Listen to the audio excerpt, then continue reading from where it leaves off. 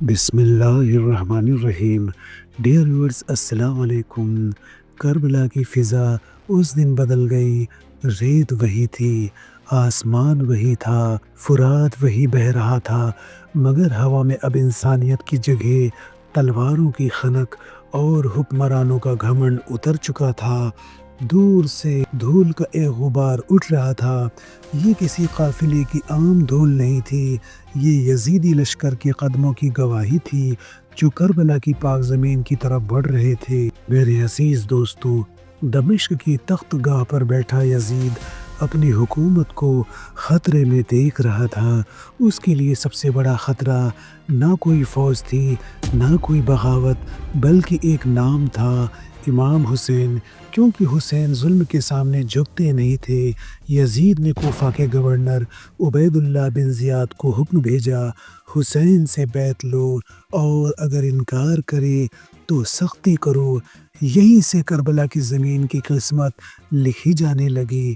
میرے عزیز دوستو، جہاں خط بہت تھے، وفا نہیں۔ کوفہ وہ شہر تھا جہاں سے ہزاروں خط امام حسین کو آئے تھے، مدد کے وعدے، قربانی کے دعوے۔ مگر جب یزیدی حکم پہنچا تو کوفہ کی گلیوں میں ڈر اتر آیا۔ عبید اللہ بن زیاد نے ڈر، لالچ اور دھمکی سے لوگوں کی رگوں میں خوف بھر دیا، اور پھر اس نے ایک لشکر تیار کرنے کا حکم دیا حسین کو روکنے کے لیے۔ یزیدی لشکر کی قیادت عمر بن سعد کو سونپی گئی۔ اتہاس گواہ ہے، عمر بن سعد جانتا تھا کہ حسین کون ہے۔ اس کا دل کہتا تھا یہ رسول کا نواسہ ہے، مگر سامنے رے کی گورنری کا لالچ تھا اور پیچھے ابن زیاد کی دھمکی۔ یہیں سے ضمیر اور سیاست کی جنگ شروع ہوئی، اور افسوس، ضمیر ہار گیا۔ کوفہ سے جب لشکر نکلا تو وہ کسی جہاد کے لیے نہیں تھا، وہ ایک حق کے خلاف چڑھائی تھی۔ ہزاروں سپاہی، گھوڑے، نیزے، تلواریں، اور دلوں میں یا تو لالچ تھا یا تو ڈر۔ کوئی کہہ رہا تھا ہمیں کیا، ہمیں تو حکم ملا ہے۔ کسی نے نہیں پوچھا سامنے کون ہے۔ جب یزیدی لشکر کربلا کے قریب پہنچا تو سب سے پہلے حر بن یزید ریاحی اپنے دستے کے ساتھ سامنے آیا۔ یہی حر بعد میں حق کو پہچان کر حسین پر قربان ہو گیا۔ حر نے امام حسین کے قافلے کو کربلا کی طرف موڑ دیا۔ یہ کوئی بات چیت نہیں تھی، یہ ایک ناکہ بندی تھی۔ میرے عزیز دوستو، 4 محرم کے آس پاس یزیدی لشکر پوری طاقت کے ساتھ کربلا میں داخل ہوا۔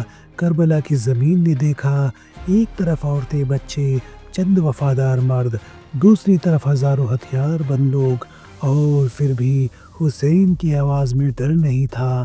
انہوں نے لشکر کو سمبودھت کیا: اگر تم مجھے پسند نہیں کرتے تو مجھے لوٹ جانے دو۔ تاریخ گواہ ہے، اس بات کا کوئی جواب نہیں آیا۔ میرے عزیز دوستو، 7 محرم یزیدی لشکر کو حکم ملا: حسین اور ان کے خاندان پر پانی بند کر دو۔ لشکر نے فرات کے کنارے پہرا بٹھا دیا۔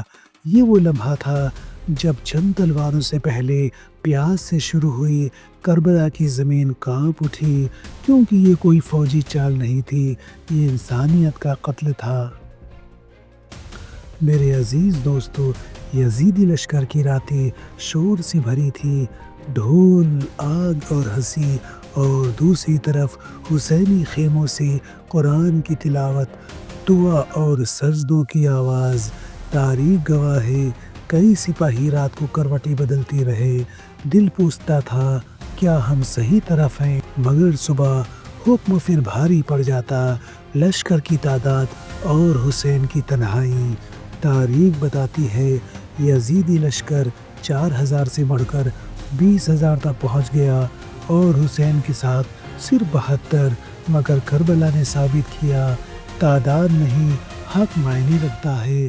میرے عزیز دوستو، جب یزیدی لشکر پوری طرح کربلا میں جم گیا تو زمین نے دیکھ لیا اب یہ جنگ نہیں رکے گی، مگر یہی زمین آگے چل کر گواہی دے گی کس نے تلوار اٹھائی اور کس نے سر کٹا کر حق کو زندہ رکھا۔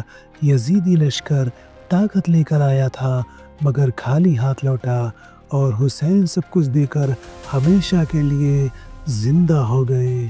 میرے عزیز دوستو، یزیدی لشکر کا کربلا پہنچنا ہمیں سکھاتا ہے ہر حکم ماننا فرض نہیں، ہر طاقت سچ نہیں ہوتی، اور ہر خاموشی بے گناہی نہیں ہوتی۔